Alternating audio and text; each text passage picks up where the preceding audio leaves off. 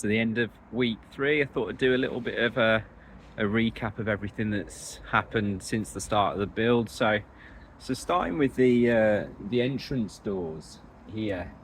Originally, these things, and there's 2 of them, one either side, just one over there.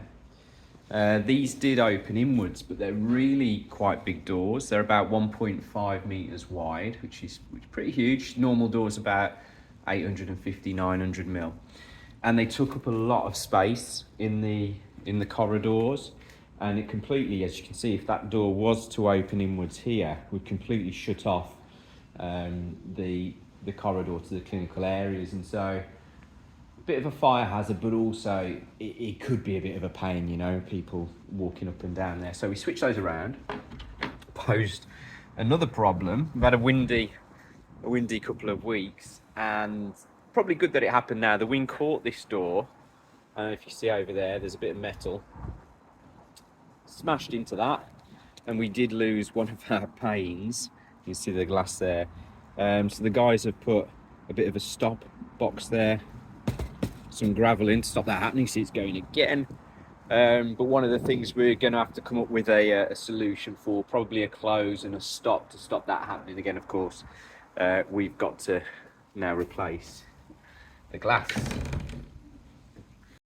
So the next thing that went in was the raised floor here. So all along the clinical area, there's a lot of pipe work, there's a lot of wires that needed to feed the surgeries, and we've got this lovely flagstone floor that we didn't want to damage, and it would have been a lot of work to sort of drill that up. So a raised floor, it did make a lot of sense, but these panels are really cool. So they're not actually fixed in place. You can lift those up and get access to everything. Perhaps see under there. Oh, you can, right the way along. So all the wires and the plumbing and stuff will feed under there. Not cheap for a building of this size, and we're doing half. So this is a 25 metre by 4.5 metre building. Can't do the maths on the square meterage there, about 120 or something. We're doing half, and this cost about 8 grand. So a big investment, big consideration. But it should make servicing, changing things in the future proofing, really quite simple. So next up, the big thing, and I think most exciting for us, has been the stud work going up here. So this stuff, and once this went up, it really started to give you a feel for the place.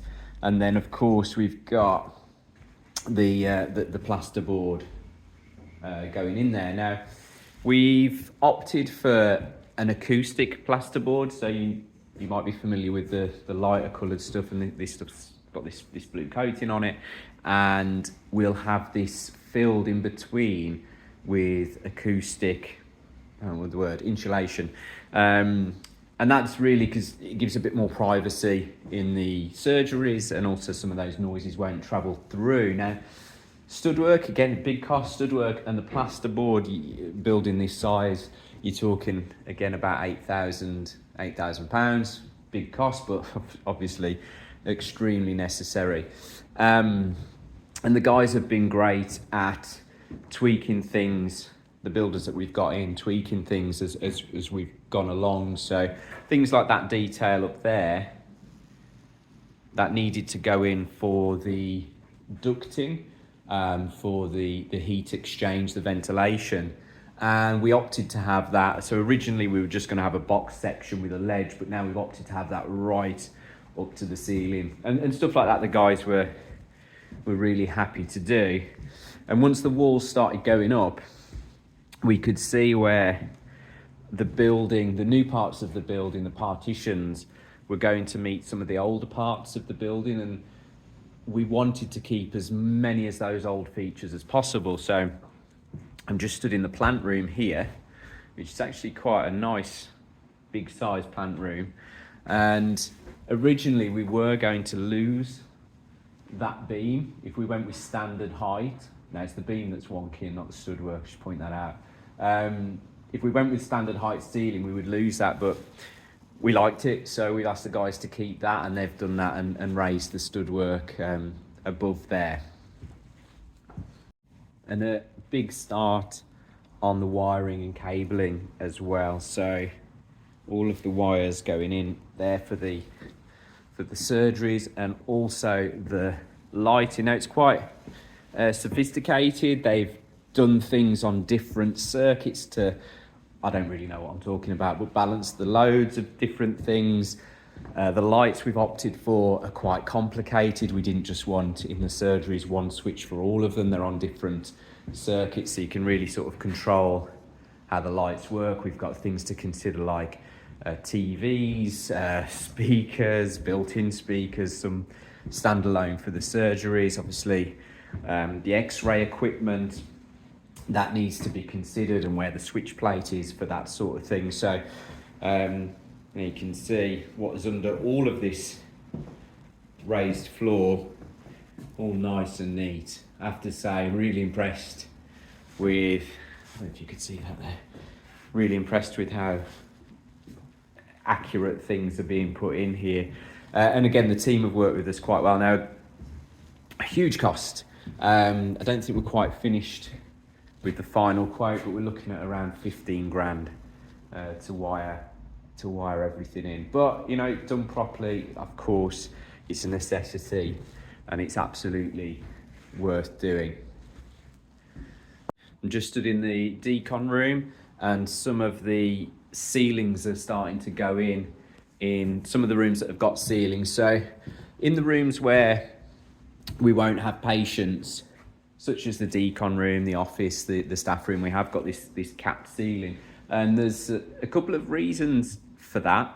It costs less to heat and cool if you've got less space to heat and cool.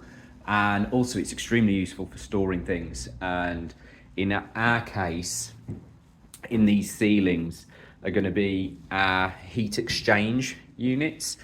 So these are the things that will provide ventilation, but also retain the energy within the building. They're really cool things. We need to change the air in the surgeries 10 times an hour. And if you do that, we could just drill a hole through one of these walls and have air go out and air come in, but we lose all the heat in the winter out of the room and bring cold air back in. It's really expensive to heat. It creates drafts. It's just not great. So heat exchange solves that by bringing fresh air in, but warming it with the air that's going out. Very clever stuff. But yeah, so we've got that in. I've gone off on a tangent. We've got a unit over there in decon. In the plant room and over the OPG there, we'll have another 2 units. And then sat up here, so you've got the canopy of the reception desk, and the staff room and the office will have another unit sat up there, as well as a hot water cylinder. It's a cool place to keep things out of the way. So we are really making use of every cubic meter of this place. But the heat exchange, that was a tough decision to make. It was probably one that took a couple of weeks. I was going backwards and forwards. We got quotes ranging from 20 grand to 30 grand on that. So it is probably one of the biggest investments that we've made, but we've gone for it. And we figure that we're going to be in here an awful lot, myself and Keely. And so let's make a really nice environment, but also for the patients, you can't get better in terms of air quality, and we are offering that premium service. So yeah, we've gone for a posh heat exchange system. And a bonus as well, we haven't quite figured this out, but you can infuse scents right into the heat exchange. So when the fresh air is coming in, we can mix that with a nice fragrance, and we should get a really nice smelling building too. And a quick comment on these guys just here. This is condensation piping, condensed piping, and it's for air conditioning units. Another challenge. So being a listed building, a grade 2 listed building, we're limited to how much we can change structurally. Air conditioning was a bit of a pain, and also The conventional air conditioning units that you get are normally in two parts. You get a fan on the outside, which has the condenser in there, and you have the unit on the inside. You get some refrigerant coolant going to the unit on the inside, and then that blows out the cold air. So we couldn't have that outdoor unit bit, or it was very difficult to do. So we found some that are actually water cooled, and they're standalone, which means they're in the building. There's no extra holes put into the walls of the building, and they use the drainage of the water that goes through to cool them down and then out into the drain. Not explaining this very well, but essentially they needed some additional plumbing. We're having our units as out of the way as possible, so they won't be in the patient's eye line when they walk into the surgeries here. When they walk into the surgeries, it'd be quite clean. Ideally, we'll have somewhere to hang coats, etc. We'll have an X-ray machine, TV, nice chair. We won't have a big ugly air conditioning unit in eye line. That'll be hidden up there. So again, cost on that to get the infrastructure in place. And what I mean by that is the plumbing to serve all of the units that we get in has been about, I think it's about $4,000 in the front, might be more than that, 4 or 5 grand in the end, and then we'll just pay for each unit then to be installed after. We're just getting the one in for now in Keely's surgery, and we're going to see how we get on with that, and if we need it, we've got all the provision in place to add those units on as and when required, because we don't know. It might be that this building acclimatises quite well. It's absolutely freezing in here today. It's like a fridge. I don't know if it'll do the reverse in the summer and heat up, or whether it'll retain this coolness. We will see. And the last bit of work, I think, for week 3 to update you guys on is the hot water coming into the hot water, but for central heating, not for running water. So this is for radiators. So the grounds are providing that into each unit, but then it's down to us to use these pipes to plumb our own radiators into. And then there's a little meter on here which measures how much hot water is going through, so we can be charged individually per unit for the hot water that we're using. So the rads haven't gone in yet, but we've measured up and we know roughly where they're going to go. And another expense, all in all, I think the wet radiator system, off the top of my head, is going to cost us about 12 grand.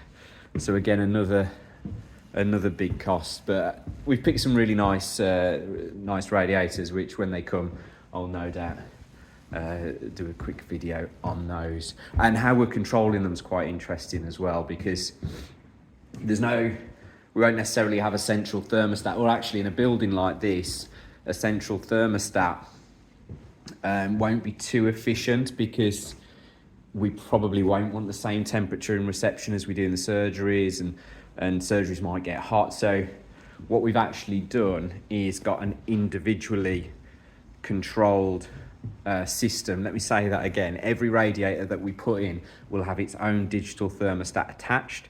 So in each room, we can set the temperature of the radiator, and then that will digitally heat or cool the room. I'm probably not doing that system too much of a good service there, but it is really quite cool, and should keep patients and staff at a nice cool temperature.